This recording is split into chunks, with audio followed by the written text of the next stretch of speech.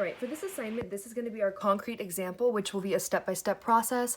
And if this was being taught in a classroom, every student would have one of these worksheets, and we would work together step by step to be able to first graph the problem and then eventually go ahead and solve that.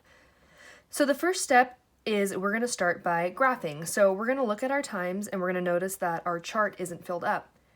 And we notice that it goes, for our y-axis, it goes 0, 50, 100.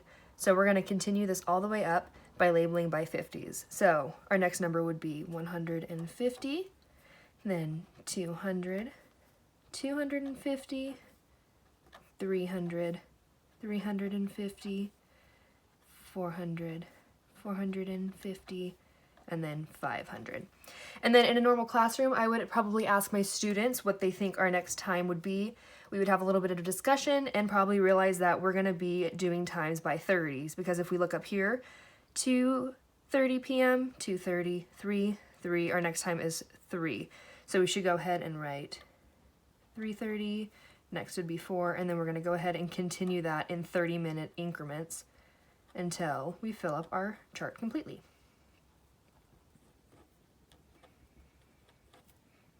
Okay, and then we're going to end at 6 o'clock. So to first start graphing, what you want to do is we're going to want to look at our very first point. So we need to remember that time, this is going to be our x-axis, and our height, which is going to be in yards, will be our y-axis. And when we're looking at this, we're going to look at our very first point, which is this. So our time, our x-axis is going to be 2:30, and our y-axis will be 0. So this is our very first point. Our next point will be, we're going to look at this at number 2, and our x-axis will be 3 o'clock, which is right here, and our y-axis will be 150.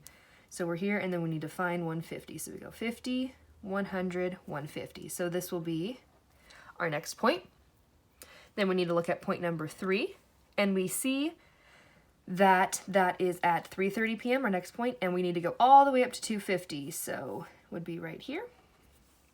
Our point number 4 is at 4 p.m., all the way up to 350 yards. And then we look at 4:30 and go all the way up to 500. So we now reach the top of our graph. And at this point, we might want to ask some students what they noticed at this point. Are our numbers increasing? Are we going up in yards? Or are we coming back down? We could have a good little discussion about that, and we'd come to the conclusion that we're actually headed back down, because a hot air balloon, it goes up first, and it eventually has to come back down. So at 5 o'clock, we are at 250 yards, which will be right here. That's our 6th point. Our 7th point at 5:30 is at 100 yards. And then our very last point, when it hits the ground again, our 8th point will be at 0. And we want to make sure to have our students draw lines to try to help us. It'll help us later on in the problem when we want to guesstimate different times. So our charts will look something a little bit like this. And now when we move on to our second page, we need to make sure to use our graphs to help us still solve this.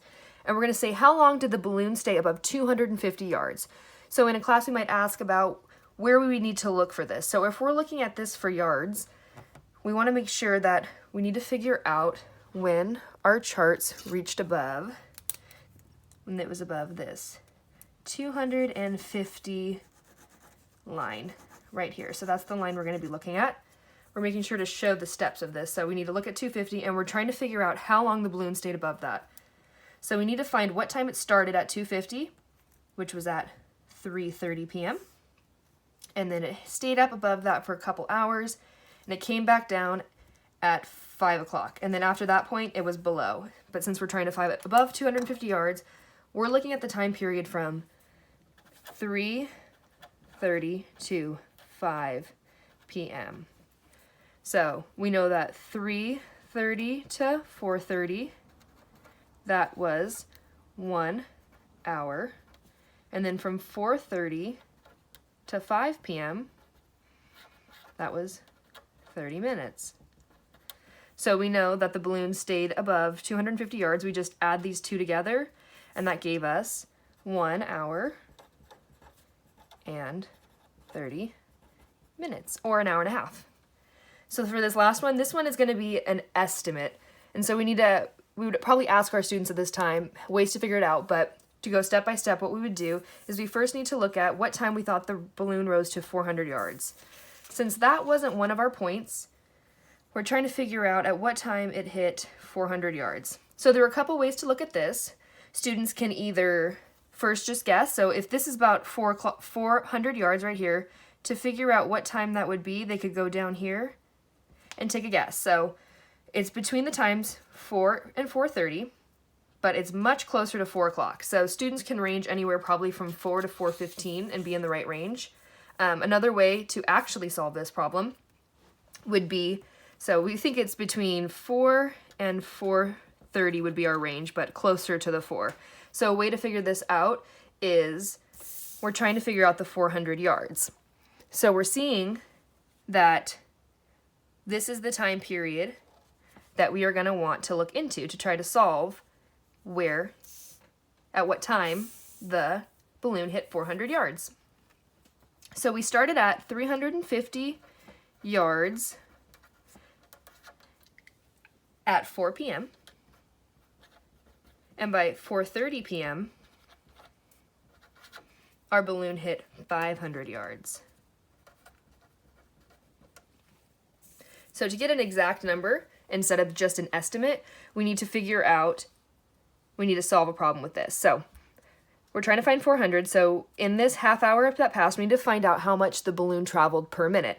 So we would subtract 500 by 350 to get the distance that the balloon traveled in this time period, which would be 150, and then the amount of time that passed, which would be 30 minutes. So went 150 yards in 30 minutes. And so to be able to find out the yards per minute, what we would do is we would divide the 150 and we would take that and divide it by 30. And just some simple division, we would get that it does 5 yards in a minute. There we go. And so now we want to figure out where it would be at 400 yards. And looking at this right here, at 4 p.m. we knew it was at 300. At 4 p.m., we knew it was at 350 yards. So we would take this 400 yards that we got, that we're trying to solve for, and subtract it by our starting point of 350, which would give us 50 yards. So that's how many yards we needed to add to 350 to get us to that 400. And now we're trying to figure out how many yards that a balloon travels in a minute, which was 5 yards. So we need to divide 50 divided by 5, and that would give us 10, which would be the minutes it would take to go 50 yards. So we would have 4 p.m. we were at 350 yards. So if we added 10 minutes to that, we would be at 400 yards. So the exact answer for this would be at 4:10 p.m. But if we're just trying to about what time, that doesn't mean exact. So we could go ahead and estimate. So we can look on this line and see that any time between 4 and 4:30 would probably be a right answer, but we notice that on this graph, it's much closer to 4 o'clock. So we probably would assume that this time would be closer to 4. So maybe 4:05, 4:10, 4:15 would all be really great answers.